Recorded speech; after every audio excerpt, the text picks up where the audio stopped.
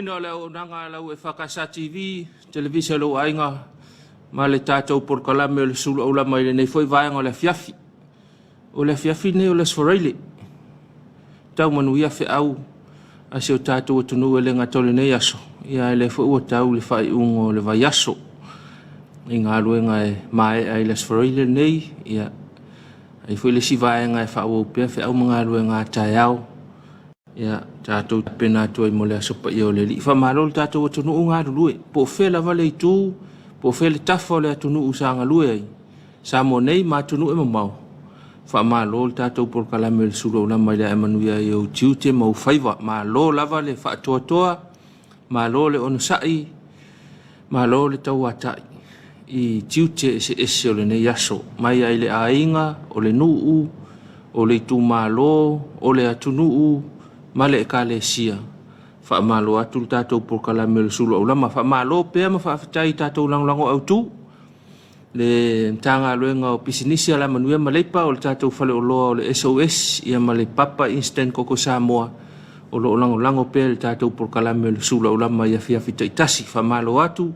Wha urulunga o tanga luenga ma wha urulunga o tātou whale o loa ma company. I le langolango mai pēr le tātou porkalame. Ia wha malo foi. Whianga ia pēr matiu te mawhaiva, tautua ino le atunuu, e le ngata i upawhai o le atunuu, mana atinae, ia wha pēr foi, le tautua ina o nei tātou tangata, e tātou whale o loa, ma tātou company, i le nei foi aso i whiau mga luenga malo, malo lava ngā rurue, pēia e ona o le whaise timunga o nei aso a, e timu mamafa, ia te a sausa vili, i nei aia le talwhatai o pia, i nei le tātou whisa autua le kalesia, o le ata le nasa i nei aso palasi ale timu mamafa ia to e te atu ia sausa vili la tau e malosi fo ile si taimi so ingo le tau o le ai le te langona le o te mamau mai stato tala la tamai lava o le lapta ingo le tau ia o le na i lapta ingo le tai au na le lai le tula e lima wha malosi ai lapta ingo timu mamafa ia ma whaamalo sia whautuanga mō lo longa. O le ia le tātou tunu. O le taoto mai le tae ao ia lapta inga le mō tātou. Whaamalo i le official tau. Ia mō le nei vaenga ia a te langona ia. O le tau le lima na le la le vaveao. Ma le tau le lima nei la Afiafi. Te langona le o toi mamau. Ai mō mai sesi talalata mai. Ia o ia i lapta inga mō tātou. I le whianga ia i ma lolo wal tau. Nei vai tau, ai whamalo le official vai tau, a tau nu mai statou talalata mai. Ia ona tu ina atu fo ile le tātou porkalame, au tūlangana o le tau toai mai le tae au, le lima le tae au. Whamalo sia lapta ingo timunga mawafa, ia whamalo sia whautuanga molo longa, mo le tātou tunu. Ia lona winga whapea lete, nofo lata lata i le vai, ia mawaenga ia fia ngofia i lo longa, ia si tau sisila nei lo saunga le mu. Ia o tātou wanga tu fo i pōng sā o nei aso. Mana ia le whai o sina sila nei ai manu le malama.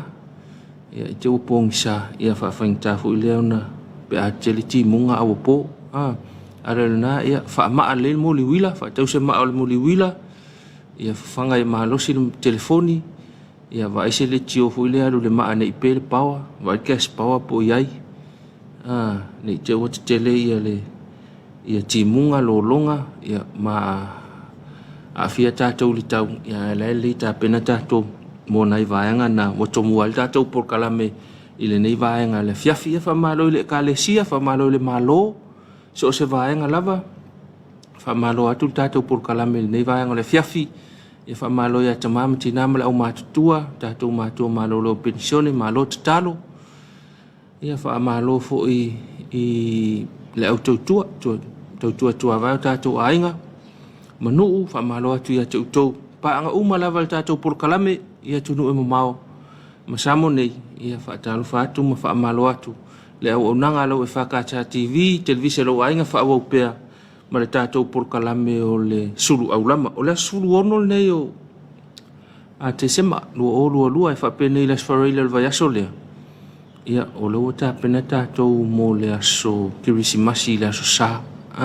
pe a wha ke le wawe i luma le tātou ka lena le whaukonga le aso, kusai wha pene le aso whaile, ia lewa mapuane, ia tātou whaatatalu na rasto na ia susalo ia tātou whaamnatuina loa le whanau mai o le pepe o le Krisimasi o le Mesia o le whaaola o tangata e malo lava le folau tātou tunuu malo le malanga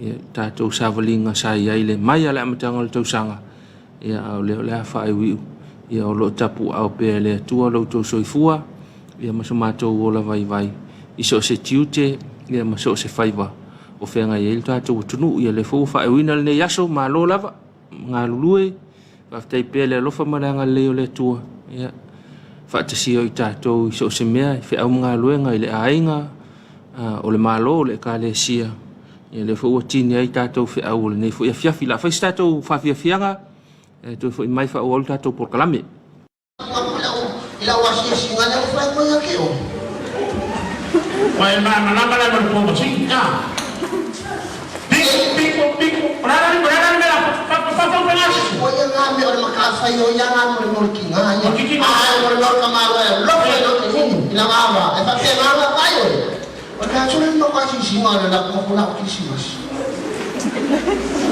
Ai, vai makangali kele o kupe ai mo fo ya kai sila a.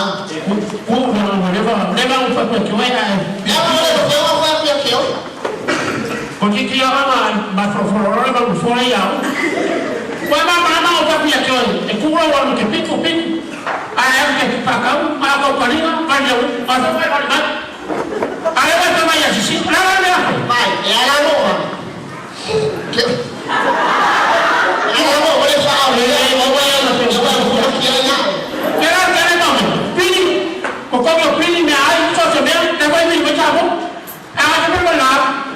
Kai yang mau beli yang orang dengan bang. Orang Bye. Orang orang itu mah. Iya, orang saya orang Korea kemana ya? Orang yang Makkah ya pula ini orang. Orang yang Makkah. Ini cerah apa orang? Ya, mau. Oi, mau nak mau? Fakamu. Ikaw po nga ko pila ko o kaya lang ko kasya na away ka lawan ni ya Mas ka ba bakit ba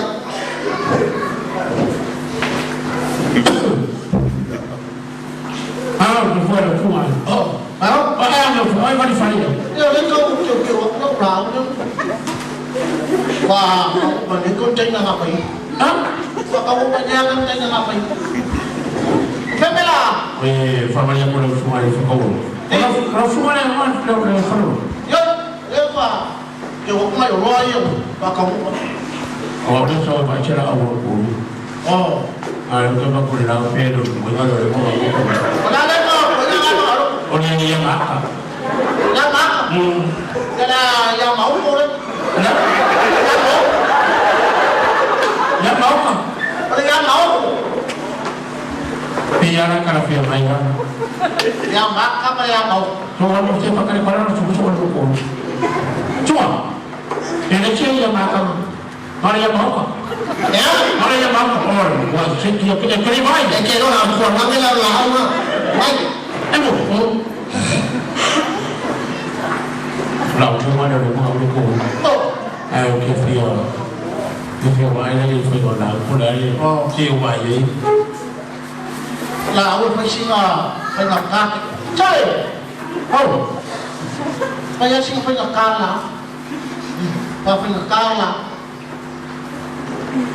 oleh aku film ni aman ya film aku baru mấy cây sách mà kalau pada yang aku tahu cảm ơn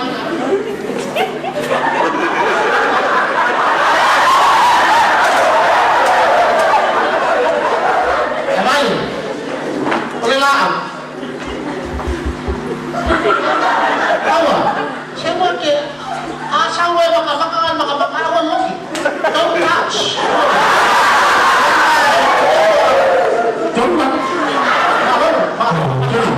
Jangan kira sekasih. Don't touch. Nah, mama kau loh. Beda. oleh ngol mele ribok Tonci. berang oleh ribok ngoi lao nè cái bao bạc không Primero de que mau. hả Primero que mau de lao. Dua fakka mandoi makema ai yemani.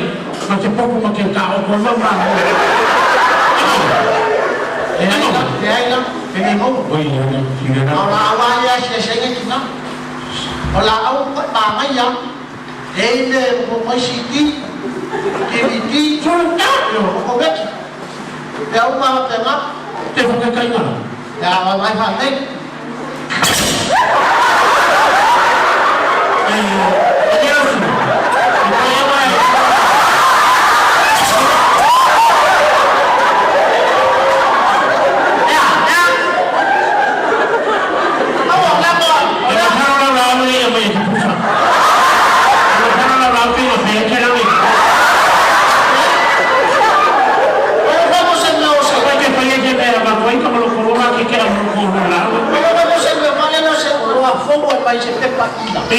kita ngomong kayak ngomong ngapain ngomong ya kok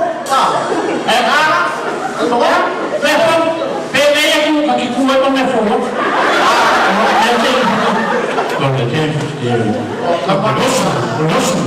mai balik Saya ucap banyak orang ini.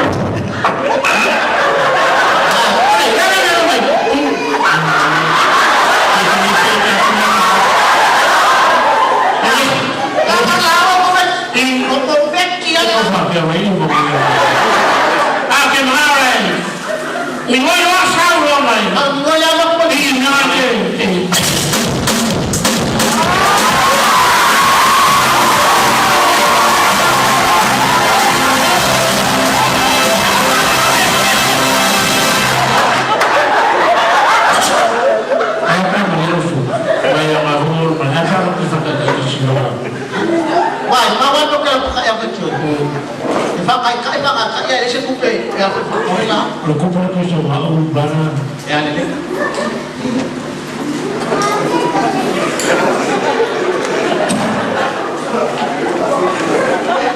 Olha uma coisa, nem a família toda.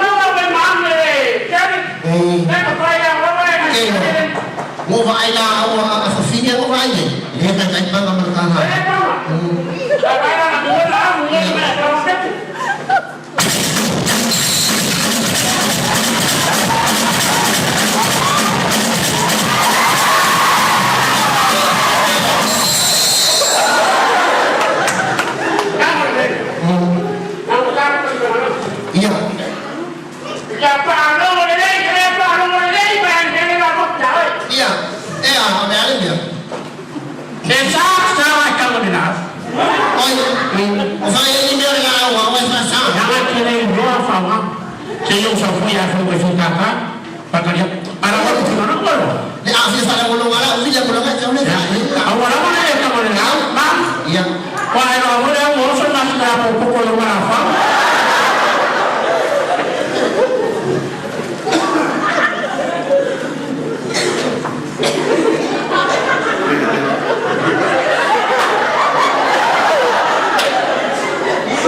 Kakawang utang sampai tak hilang apa.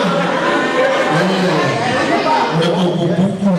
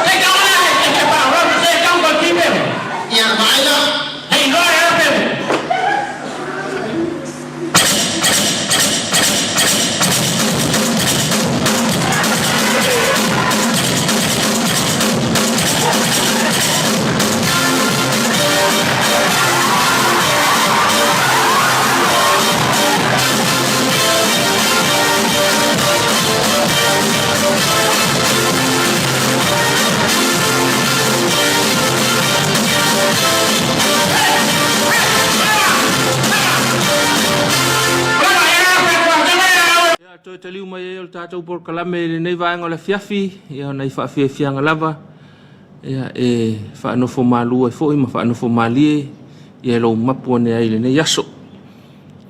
Tau longo pēl tātou por kalame le Suluaulama i lau saonga le mū lau tele. Tau tuana lau saonga le mū, ia me se fule nei tau fiafi. A fiafi ai o las wharaile ia.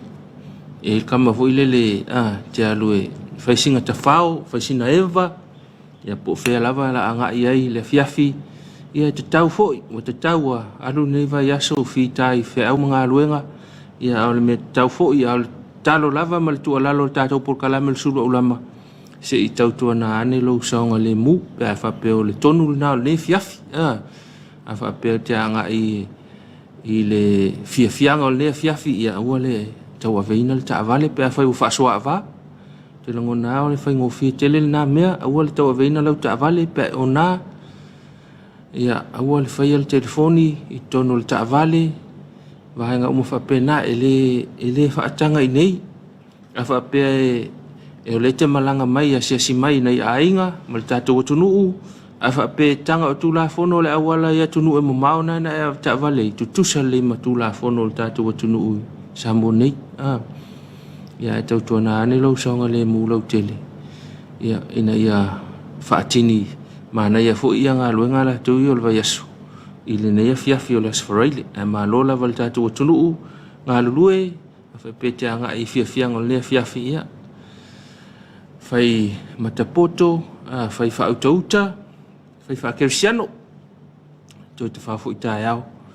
Ia pe a fa pe aulia tu le ola male malosi ia to ta fa fo ileva ia so ile la kala ka kul krismas ia tu pul fa le tonu mal fa la lave il fa tamala ia ona fa la lave na fo ile ola nga ia tu le vai so fo ia manatu ia te le tatou fa taunga tau e pise fa taunga le krismasi ia to tu ala lo pel tatou por kalame lo saonga le mu fa malon tanga luenga o leo falpui ma le o le toi fotaina lau fionga le komisina sui komisina ma le loa le matanga luenga i le vaenga o le tātou saonga le mūlau tele le ngate fu ilea ia le whangaloina le unanga le soifu maloloina matanga luenga o le soifu maloloina i le vaenga o le soifu maloloina o le tātou atunu whamalo lava i tiuten whaatino ia le ngate fu ilea o le matanga luenga o le fui mū tal fatu fa malo la ufionga le ofisile pulenga mal pulenga mal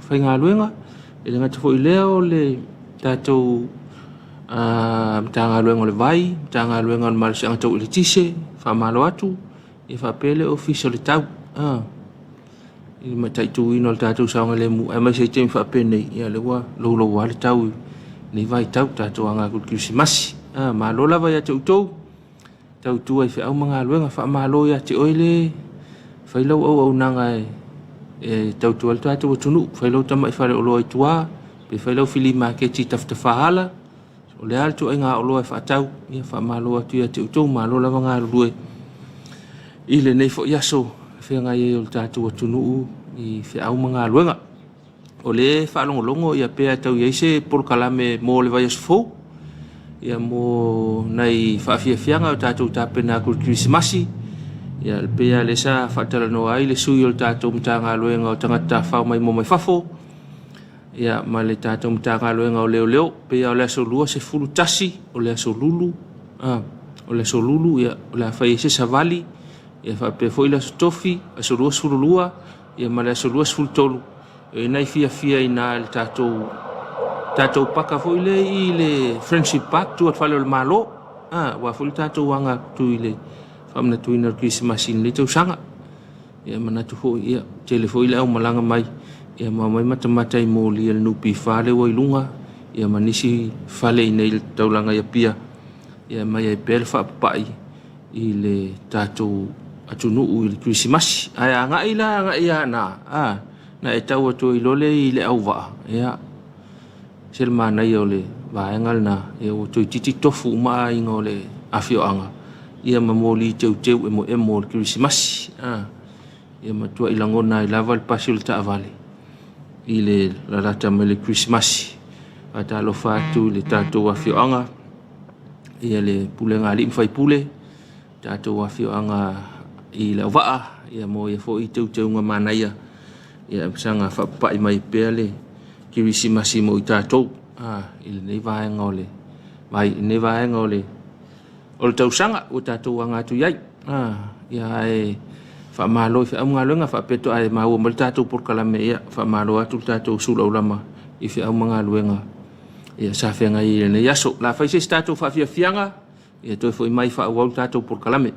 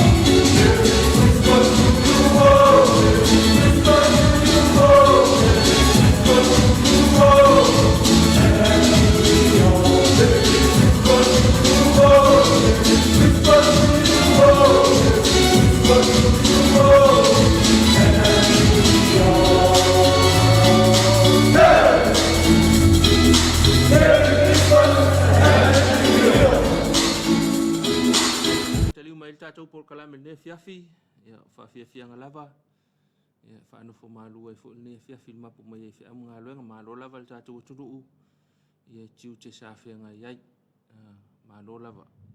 O le manatu fo ia, le wa tapena mai le tātou whainga loto fiafi.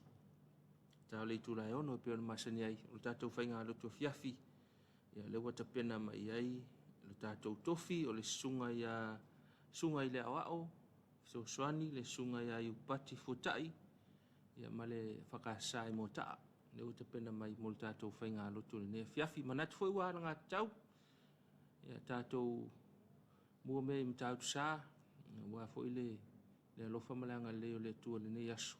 Ia au whiau, ma mātou ngā luenga. I so se ala, ana le se anoa lo na taitainga, ia manatu lava. Tātou te le tau manuia mai le whae ungol ne yaso, ma le whae ungol ne va yaso. Ia i fo ini mea whae le tonu ne yaso, ia o tātou o manua fo. Ia tātou te tu iei le langi ma. Whae to isengi le tua, ia ono le ato ona whae tino o tātou tiu te mawhaiwa.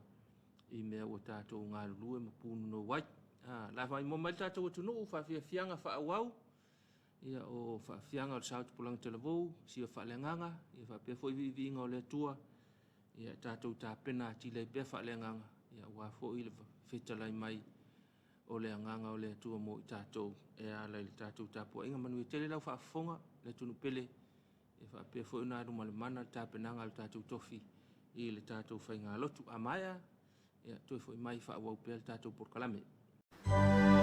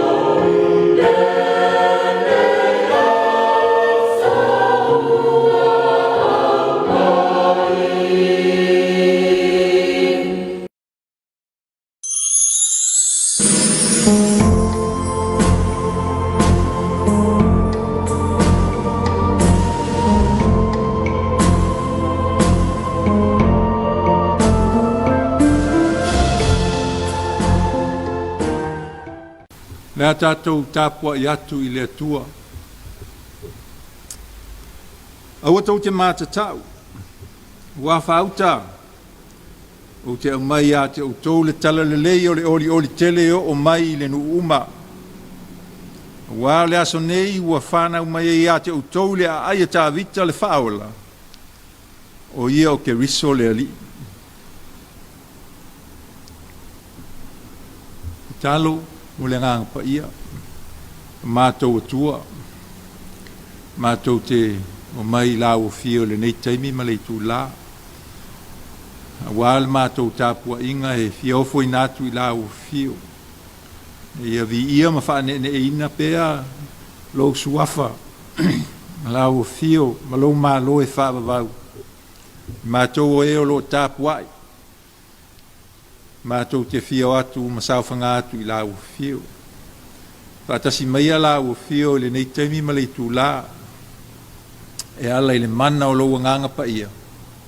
Nei ia mawhai o na nganea ma mauaia I mātou le nganga o le Tapuaiga I la o fio. Vi I ai oelo mātou o tua. Ona o Iesu ke riso lava lo mātou o li I ma le whaola e totas. Amen.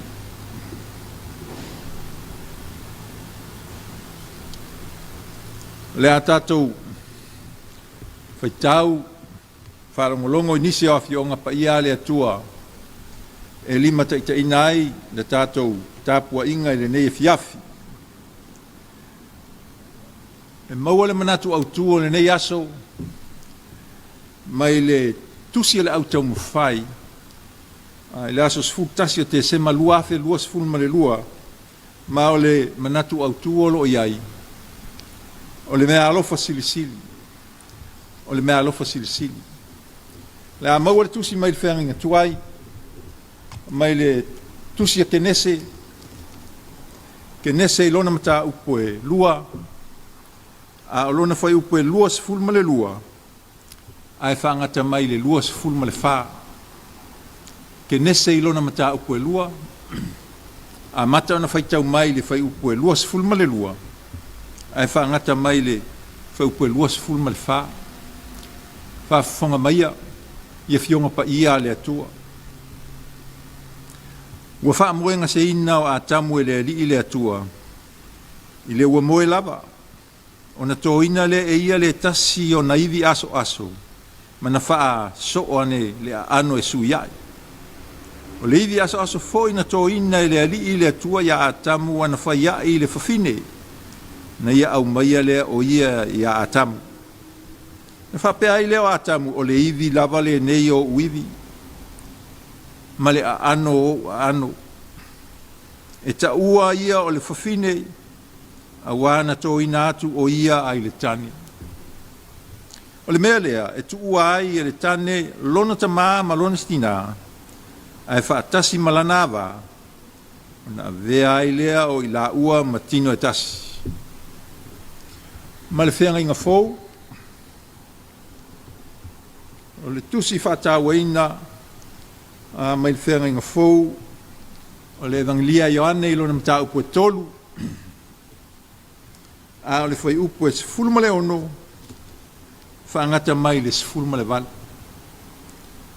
Ioane I lona mta upo e tolu a mata o na whaitau mai le whai upo e sifulu ma le ono ai whaangata mai le sifulu ma le walu a wā ua whapea lava na alofa mai o le atua I le lalolanga o ia au mai elo na atali I pele totas na ia le whano se tasi e whaatua tua ia te ia a ia maua e ia le ola e whaavavau a wā e le I awina mai e le atua alo na atali I le lalolangi na ia whaamasino I le lalolangi a ia whaola ina le lalolangi ia te ia o le whaatua tua ia te ia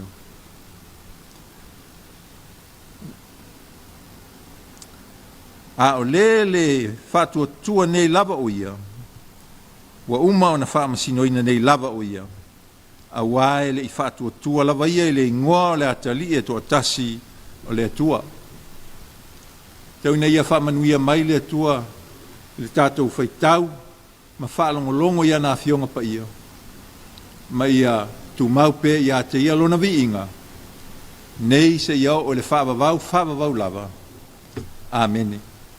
Le tātou ifo, ma te talo i le atua, ma moli atu le tātou, viinga ma le whaafitai, ma le whaanetanga, watu le tātou whātou senga, le tātou se, ma whaale tonu, ia ma moli atu nisi o tātou manaonga, tātou ifo ma te talo.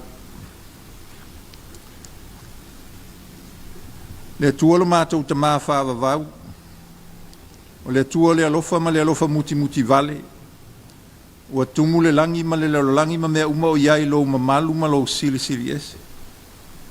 O eo le tua mai le amatanga, o ana nafi ma le aso, ma eo o lava la o fio le whaavavau. O mātou toi o mai le nei taimi ma le tu la mātou te whaasifo atu ta maa, e avatu la mātou tāulanga o le whaafitai ma le whaanetanga. E sulaina lo alofa le mawai, ma lo wanga le leia le uma, o na lau teita inga ua malutia ai peasi o mātou atunu o Samoa, e o mai i le nei taimi. O mai fo i le vai tau o le tausanga mātou te tō mā natu i foai, i lau wha o la tanga e tasi ai afe, na e tā pena e ala i lo walopele, o lea o le a mātou wha manatu ina e ala i le whanau mai o le pepe o le kiwisi masi.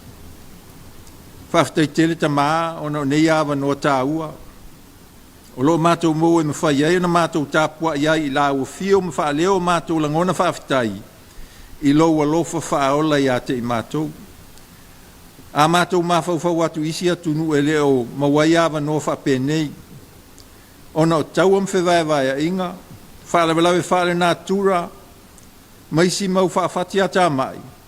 O na mātou whapea i folea, o ai ea i mātou e te manatu mai ai.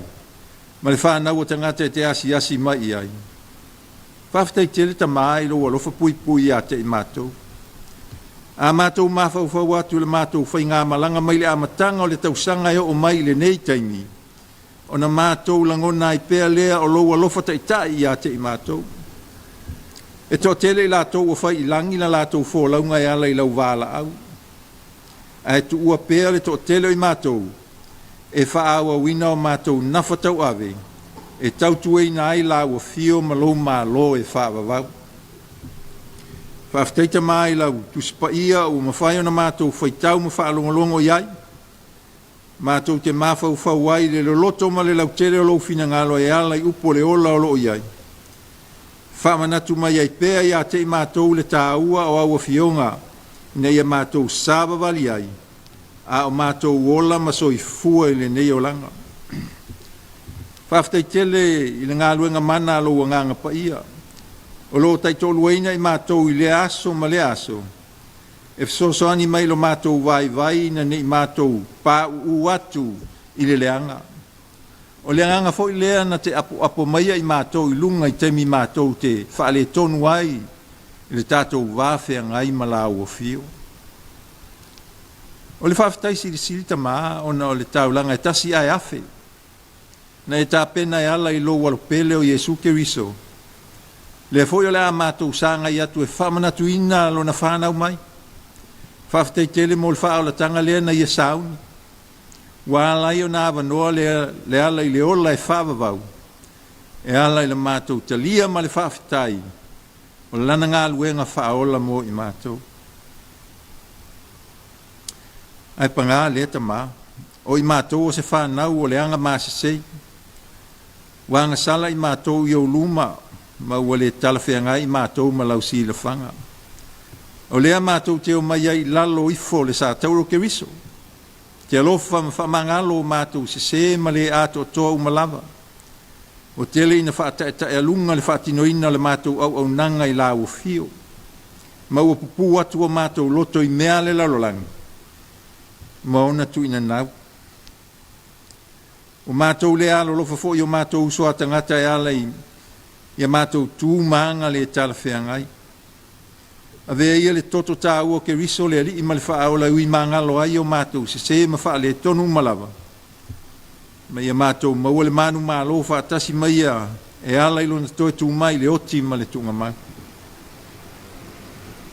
Tama, sisila mai au fofonga alofa ila mātou Tapuaiga nei. Whamanuia la o fio si o mātou atunu o Samoa.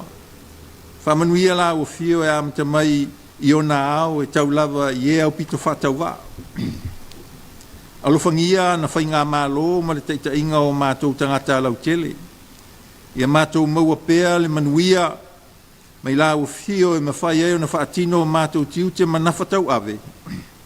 E tau tuei nai o mātou ainga, nu uma e kālesia, ai meise lau mālo e whaavavau.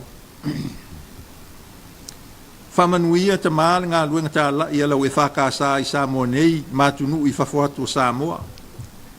Whamanuia le lau lau a whono, ma ta mātou e ina lo whafua ina le ngā luenga si o mātou e kālesia nei.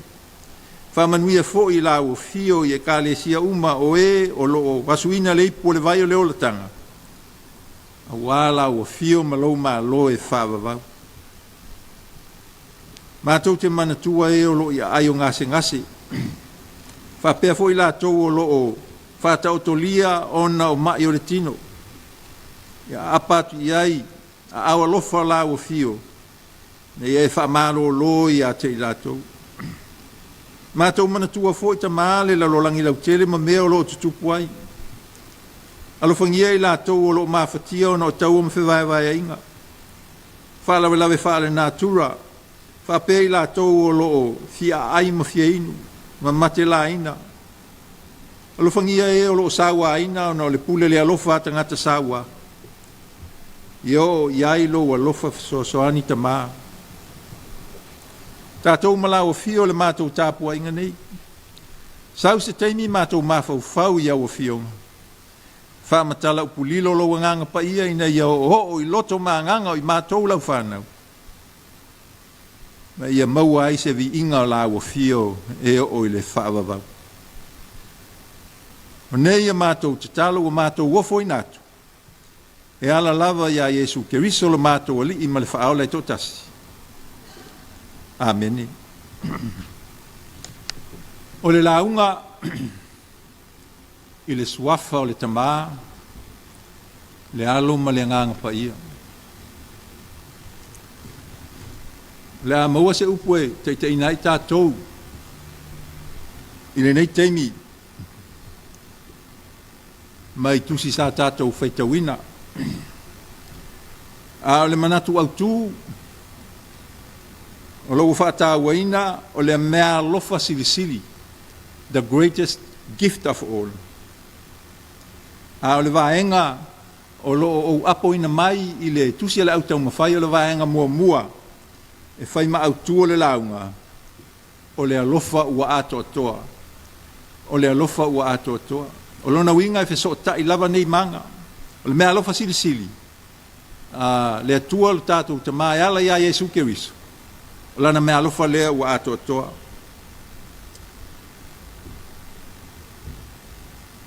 Nai upu to mua e te ina i tātou. O le mata upu lene i o le alofa o se mata upu e whaisina lave pe a tātou. Tu atu i le loloto. E lima i tu a inga alofa o lo whaamatala ina mailinga ngana e leni ma o lo whaailoa mai ai. Le fele ma le mawhala o le mata upu le nei o le. E o le mata upu le nei o le alofa. Fesili la i ai se ale me wa mai e fua i le ngana e leni. I e pēna si le fia le tātou o tunu. O le ngana e leni lena tu si ai le whenga inga fau o le tu sipa ia. Whape nei la le vai ina o i tu ai ngā alofa e mailinga ngana e leni. O le tu ai ngā alofa mua, ta ua le filia. Filia. O le upo le filia. E whamatala ina ile alofa i le vā o se whai ngā uo ni tama, masitama, po se teine masiteine. E to lua pe to tolu pe silia tu foi. O se so tanga mawhana ma le vā la lata. O mana tua ai te misa o a onga tūlanga lua ai. Sa iai na ia uo, to tolu mātou te ngā lulu e whātasi. Mātou o le uo mawhana, mātou te a ai whātasi, ta alo whātasi. Mātou o fo i le loto samasoni, mātou ta ele ai whātasi. Ioi, o le mawhutanga vā la lata a uo. Pita iane.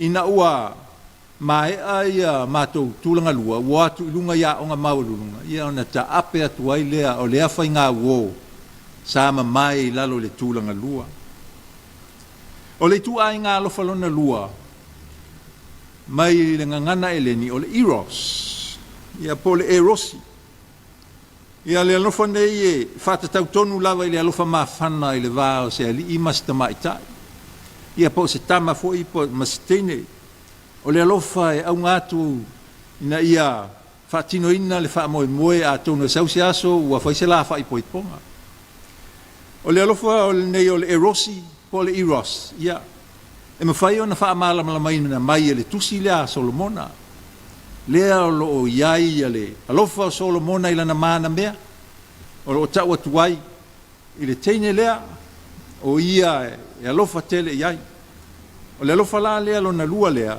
tau o le eros o le erosi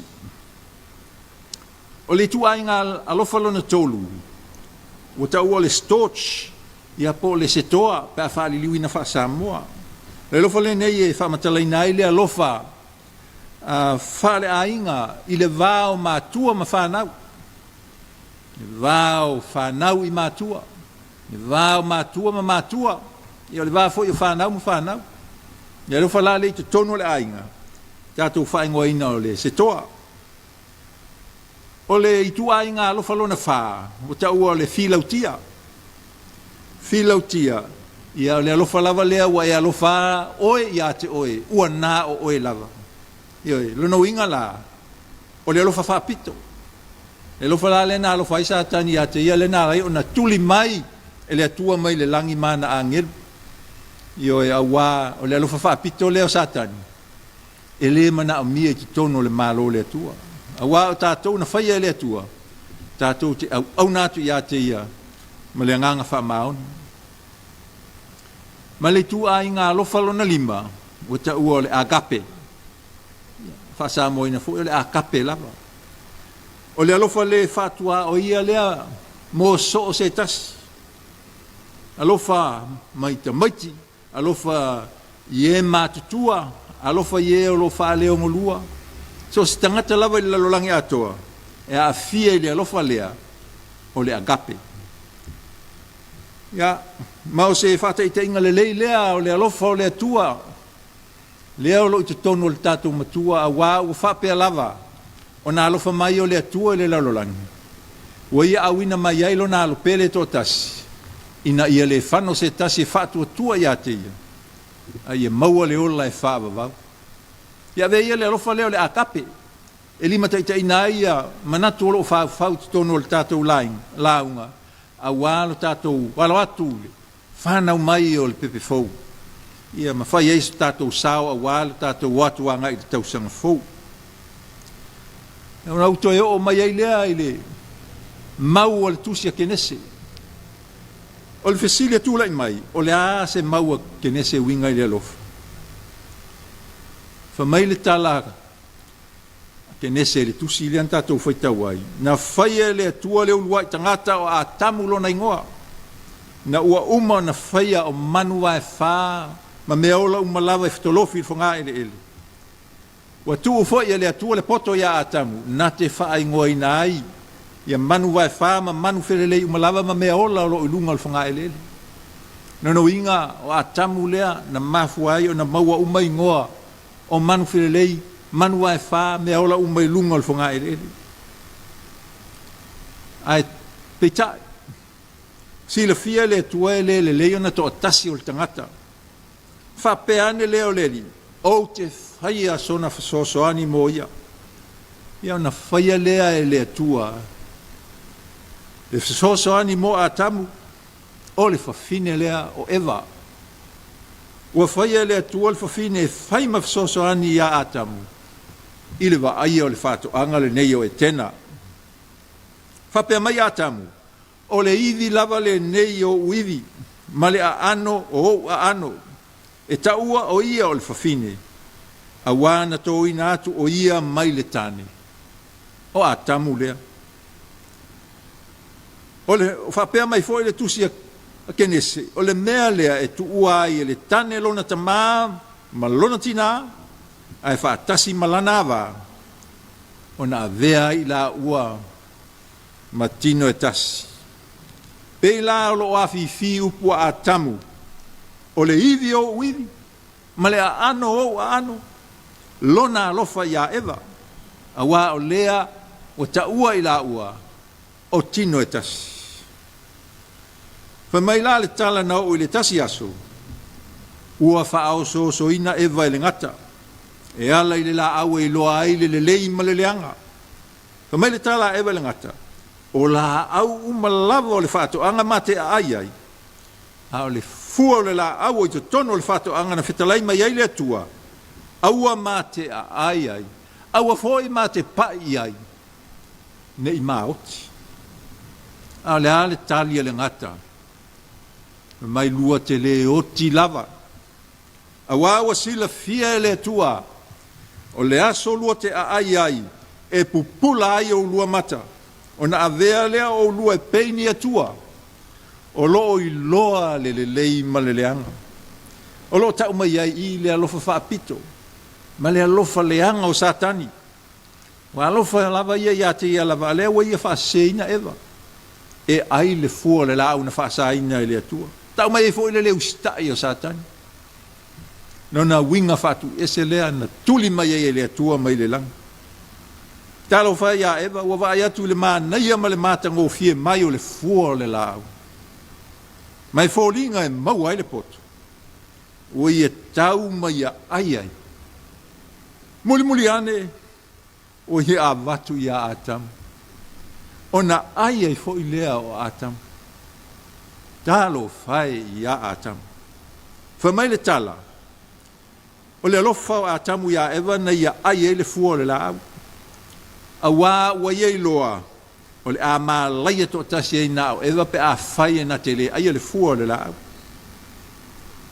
la le talia a tamu na faiatu i le tua ina o fesili mai po walua ai e le fua le la au na o faiatu au te lua ai fa mai a tamu o le fafine na e au mai a te au wa ia au mai a te au le fua le la au ona o ai lea.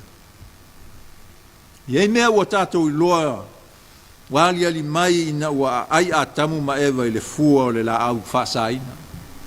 Mua, o le lofa a tamu ia ewa na ia ai e le fua o le la au e ui na iei loa o le ama laia i mai. Lona lua, wa ngasala i la ua i le leu si stai e pei ona poloa i mai ai le atua ia te i la ua. Malona tolu, wa o mai le oti le lalolangi, ona o le lang sala lea. Ia walua, ufaa wau pea, matautia le angasala wa o mai. Mua fasi oti e kainolo na urso a pere. Wa amata le fasi o tangata, wa o mai lava i le lalolangi. Le ale talia le atua i le angasala le wa o mai. Wa o mai lai tusi lea ke nese ilona mta upe ono. Fai mai, ua salamo fo ile li ina ua faya e ia le tangata i le lalolangi. Ma ua ti ngā ilona fina ngalo. Aisea, ona ua si la fia e le li, ua leanga tele lava tangata i le lalolangi. O manatu umafo i ua mafau i fo iai o lato roto. O na ona leanga i aso umalava. Leanga sala le ua faa au. Ua leanga tangata i le lalolangi. Le mafuanga lea, ua faa o mai e le atua le lolo i le lalolangi. Faa umatia ai tangata umalava. Vanga na ai noa. Malona ai nga na fasa oina i le atua. E faa wawina na fuafuanga. Malona poto. Malona mata isau. Awa le faa o laina o le lalolangi o tangata. O tangata ua le o toe ato o toa. O tangata wanga sala. E ofo ia noa ma le lato ai. Ioe, e uina ua toe lava faa umatia tangata umo le lalolangi o na o alatou ang sala. Ae na iei pea le alofa faa pale o le atua. Malana faa tautanga mamau. Lea ua na sauni ta pena ile a wala nga ile faa o le tanga. Ona o le paua le uluai tangata ile amatanga. ma ua whaauau mai e le atua le ngafa o le Mesia, mai ona pō noa, i le tele o au ngā tupulanga. Se ia o mai lava ia i o Sefa ma Maria, o i la ua na awala mai ai le pepe fou, o Yesu Keriso, le ali i mal whaola le lauralanga. E se lava le mamao le tō whāma le whautautanga le atua mo lantangata.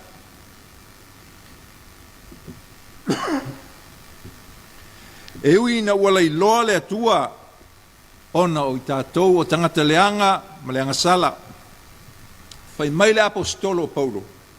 A wā ngā sala tangata uma ma ua le o i le mamalua le atua. Wā ngā sala i tātou uma ma ua le o i le mamalua le atua. O le ala sa tātou tali atu i le alofa mai o le atua. O le ala sa tātou tali atu i le alofa mai o le atua. Talo fai le atua, o ia o le alofa ma le alofa muti vale. O ia o le atua o le langi ma le larolangi. O ia o le sapena painea ma whamatala upulilo. O le atua o le vavau. O le atua o le filemu. O Immanuel. O le whaaola o le larolangi. O lana tali mo le whaola ina o tangata anga sala, ua ia a wina mailo na alo pele, e whai matongi sala mo i tātou uma. Se alofa i nā tele. Sa oile upu ole, au fai pese le alpuni alava. Ana lese anoa oe o te le lai loa. A tonua upu ia lo fitalai me ele atua ia i tātou. Ana lese anoa i tātou. E le lai loa o ia. Ave ese ia tātou wanga salauma. Ave ese ia tātou wanga sāwā. So ia le soona sāwā i o tātou tina ma tātou whanau. Alo lofa ia te ilatou. Toi whawhauina i tātou e ala i le whaolatanga lea na whai e Keriso. Lea o la tātou whamanatuina. E ala i le whanau mai o le pepe fōu. Whai mai Paulo. E le na o ngā luenga i whaola i nai tangata. Ai o le lofa tūnoa.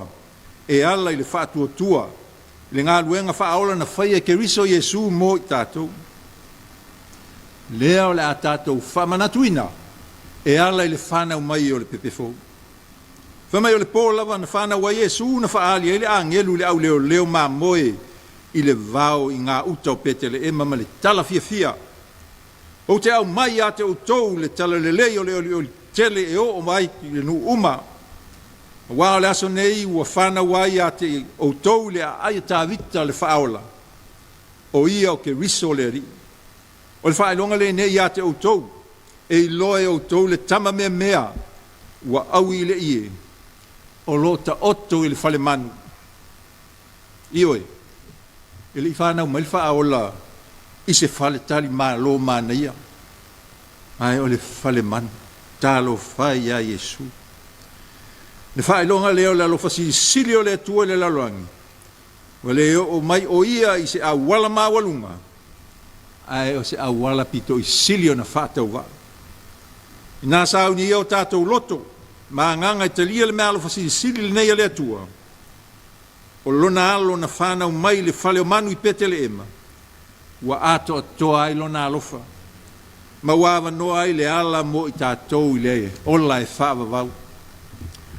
Wa o fa pe lava na lo fa mai o le atua le lalangi.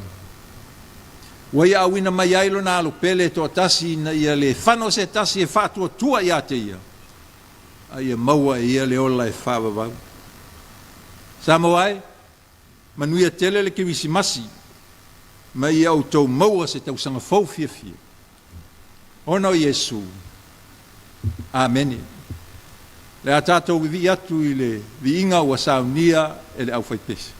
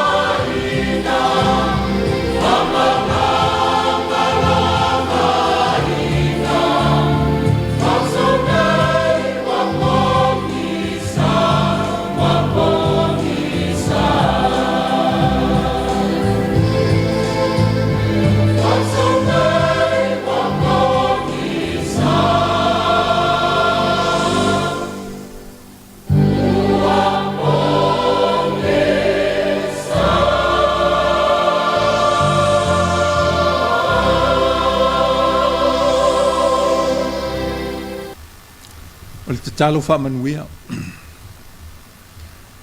Ta maa ua mai ala mātou Tapuaiga nei. Mātou te avatu pea le vi inga ma le whanetanga I la uwhio. Ona olo whale ma vai. Olo whaaola. Lea foi ua e sauni tāpena ai le whaoletanga. Lea la mātou whamanatuina. Ma ia o ifo I o mātou loto mamanatu le tāua.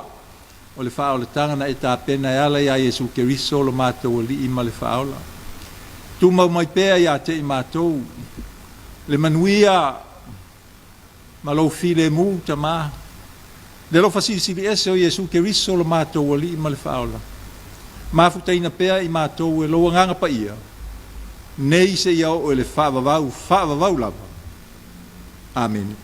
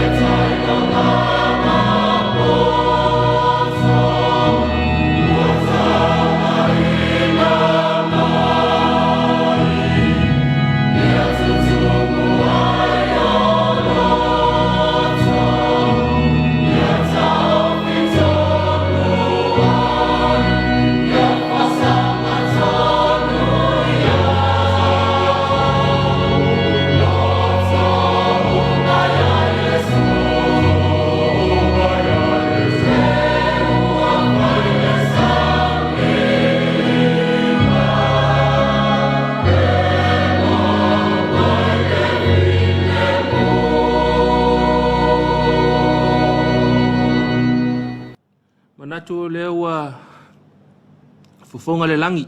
Tātou o singa taulanga o le ne Afiafi. Ia manatu foi ia walongo whaatutuila le whiau whaleanganga o le tale lei. Tāpenanga o le tātou tofi o le nei foi Afiafi whaleo le nganga whaaftaitele i le sunga i le awao soani le sunga i upati fuatai. Ia mo le tāpenanga mātango fia o le tātou whainga lotu. Whaaftai mo tālo sanga, mālofo i tāpena, sauni, ia mo le whiau whaleanganga o tō matawaisi o tātou o tunuu. I le nei foi Afiafi le mapu mai whiau mga luenga, ia ma le whai wai foi o le nei vai aso i ona tiute ese. Ia sanga whaafo i pele mau whaleanganga i lau sunga i le oao. Ia wālawa le langolango ai le whiau mga luenga le tua. Ia le ngata fo i lea, ia maua pea le malosi. Ma le soifua malolo ina le lei, i le tino, o le mafaufau ma le nganga, ia wā foi tā leni o anga waa, ua whaonga ia i le soifua le nei vai tau, manu e fo i tāpua inga le whaletua, ma le no whaalo, lango ai le whiau man ngā luenga le atua, ma lo whawhitai ia. Fo i le tāpua inga le sunga le whawhenga inga, whaatoafe ma le whaletua, ma le ka le sia e whakasai mo taa, ia mai lo na o tele se o lava nei whanau, whamalo mo le tātou tāpua inga le nei Afiafi. Whamalo i le official au whai pese mala ua safo taulangina o vi inga o le atua. Ia ua le tātou tāpua inga, malo whaafitai ia, whapeful tāpua inga le sunga le toi ina, ia le sama le whaletua, ia ma le no whaafenga inga i tātou au lotu ma whalisa i le tātou pūlenga, ia o tātou whenga ia i ma whainga lotu le nei fo iwa yaso, malo whaafitai, tāpenanga mātango fie le ngata o le lotu i le tāiao, ia whapefo i le lotu i le Afiafi. Ma lo whaaftai, mai mo mali tātou atunuu, nei whaasara launga, whaasisilanga, whalau i tele, ia ona whaamai ai lo leo le tātou pukalamele nei fo Afiafi. Whaasisilanga me le kalesia whaapotopotonga Congregational Samoa i potase i whale alili. Ai mātou tele ia sā mautufia le vaina momo i aile tu ia tua i mulinu uma se pola taemo. E mua ona mātou whaapoi la au tu i vanu. Yo pa ia mau sā, a wao lele ua papai ti ai ulupanga. Wa anto foi ti o le tautianga. E tu foi le lilifa o vanu masolia si upapa. Ai sila tau loa e whaingata mongotula. O ali sili matapunu o vai whanua. E popo e foi o tapu ele. A wawai ea se tufunga faufale whaafia mae. Na te toi ulu matala wina le maota o Samoa. Wa umo na to fuli e tua awa mvai. O na manatu lea. A whaia lulu le aveo. Wa sale pisa. Sale pao. Ai na ona pati mapopo. O vai inga yo manatu wai. O le ale to tai lia tu la fana. A wau pa ia sau ngata Samoa. I le papa le ngae o tupu matamali. Fa apea le fala le se e o fale o polo o to finga. Tulou lava. Ai fa ete fi mali e fo iso mantu le anto toa. E mana tua fa apitoa ai le tapo inga i la wafionga i le taitei fono. Fa apele lau le fono tele le kalesia fa apotopotonga Congregational Samoa mauto whaletua. Lau afionga le taitei fono, apele lau a fono le komiti o tamao le kalesia mauto whaletua. Sunga i toi ina mauto whaletua. E le ngano fo i le tapo inga ina i o tātou tamama tina pensione se tulou. O e ua mapuane mai le ngasaina o le ngasu o le taiao. A wale tala le leia ke wiso. Ai i le au whainga luenga whauina o le tala lelei ma o tau whaletua. I so se whata whaitaulanga i Samoa nei matunu e mamau. Se anoa lau te talo, po wangoto unga i le masa o whainga tāne fo launga i whiau matiute. Wala ese foi o lo ma au alofa, a o asamo le nei au lotu mātitima, mo le tau atia e o ana whiau, ma tau te talo, ia tau i atu e le atua o manuia, ia tele lama. Tama whana ue po tasi Samoa nei ma le lalonang tele. Na yo mātou tau a ingo paolo mangafa mātou te maluai. O wo foi mai tātou te masani. E le ngalo lava oi. E whape whea na mātou folo mole ina se tu lou wanga lele. E le lama mātou upu. Tau whaalala nuai lo wanga lele mai. A o le loto e tamu sua i le whaafitai. O le ale au nanga, o le a foi le vala uina. Mātou te talo iei manuia o le atua. E whātu loa tu lama, ai o le a vea foi le nei avanoa. Mātou te whaailoa tuai ma le whaalolo tele. Wa awha e tasi se fina ngalo o mātou mātua whaaleanganga. Whapea le nei au lotu.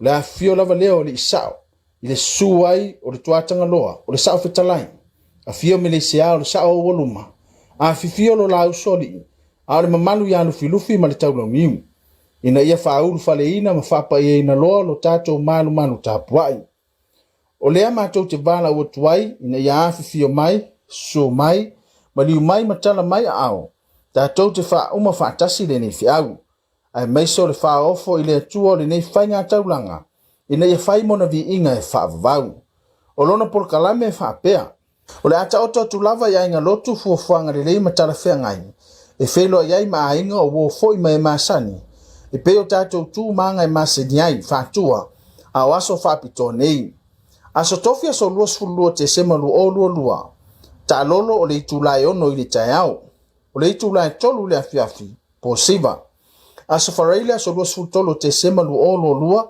le itulai malu le taiao whaamawina lo maau ma le angalelei o le itulai se fulu i le taiao sauninga whaapito le whapaiena o le malu le itulai se fulu lua tau mafutanga le afal se fulu ma le lua whaaloalonga masani ma whaatofa langi mamaia a o soifua lelei mo foi so matou malosi tatou te aulia ai le aso manu e tele le krisimasi ma le tausanga fou whaaftai saunia Reverend le tone ma Carol Palala Willi au lotu e whakasa po tasi whale alili.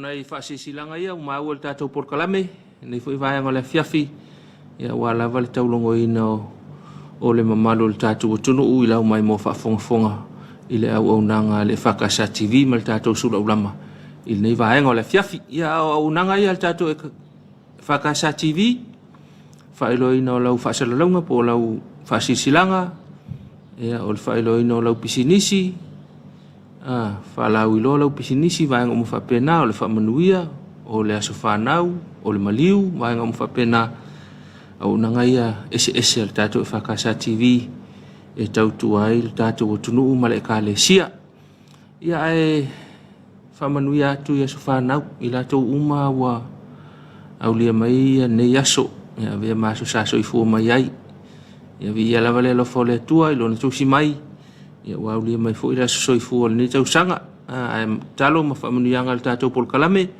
ia manuia tele lava le whamanatuina o le aso soi fua ia sanga tulu i le atua le ola ma le malosi maloloina whaatele pea ni aso ia awa lava tiute ma whaiva o whianga iai ia watfo i wha whananga le tatou polkalame pea whaapea wa whea o i whaanoanoanga ia awa e te loto vai awa e te pole vale ia e whaatuatua ma whaamoe le atua ia to e mai ona tae au ma ona malama ia to e mawailo to file mu ia lofa le atua ia sanga whaamawhanawhana pe ia te utou o lo whaanoanoa whaasalongo le tatou polkalame le nea Afiafi tale fitu o le Samoa taulongolongo ia o le soso mai ai ma le tatou tala vai whanua le alata fitu mai au se tahalia ia ona soso fo ile ma le tatou polkalame whaawau le neva yaso ke risimasi lo ainga whaleo le ngau whaftaitele i le sunga i le whawhengainga rua pene ma le fitua ia ma le kalesia e whakasa i whenga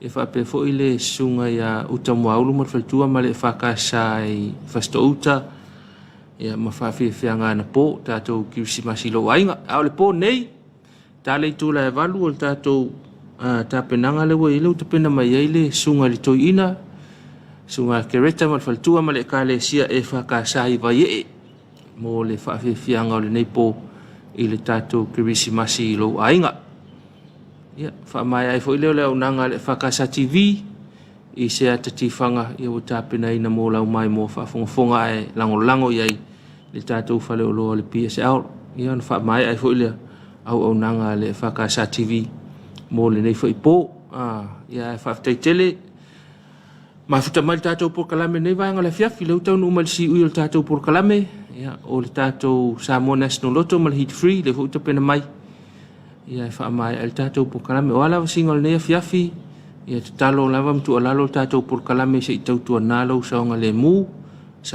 oe ia saonga le mu fo ia lo uso ma lo tua fine ia masiau whanau ia le si o manga le te iai a le saonga le mu oe ia e le saonga le mu ma foi tangata le tafo le si o manga le te iai ia au mai le nganga o le tuai malolonga fa sausonga le tunu nei vaenga le Afiafi tatou toi fei loa i foi sistemi o luma ia au mai le tuai na malolonga mo le tu soi fu ma le ola fa ungo nei vai aso ia le ngata foi le ia o le au le Afiafi o le spa ia o le li o lo fa tali mai mo tatou manuia fa sausonga le tunu to fa soi fu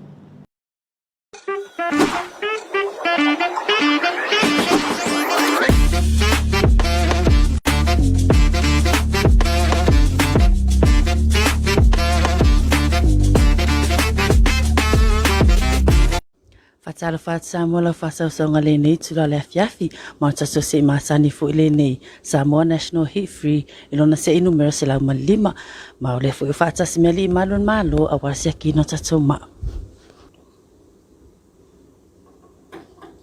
Asiakina tatoma wa vanone mafai ona eta alo mai esa ili mai so lucky straight solo numero sao box solo numero lucky so sfatulanga ina front pair, lua numero sao le pito i luma, back pair, numero sao i lua le pito i tua, lucky 1, o numero tasi i le pito i luma, combo, numero lucky e tolu, iso sfatu langa ina, e awhia i male straight. Iene nā wamai ansi akina tato maa, ai whasau ni whalos pene mas pepa a warwha mamau ino tato numero lucky, manuia le mate.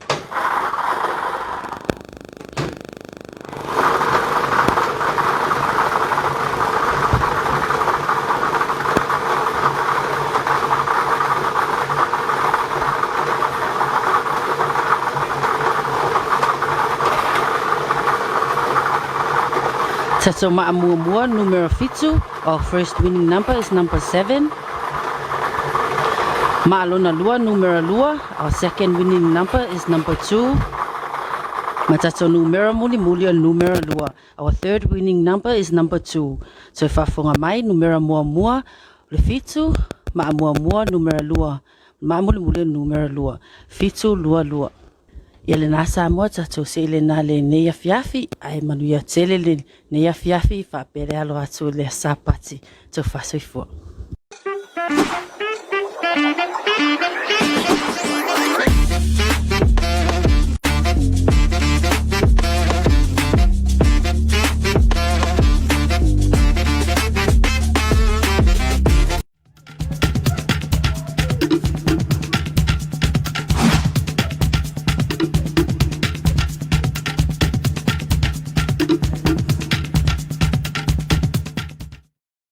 For any occasion, we have the supplies. The one-stop shop is before your eyes.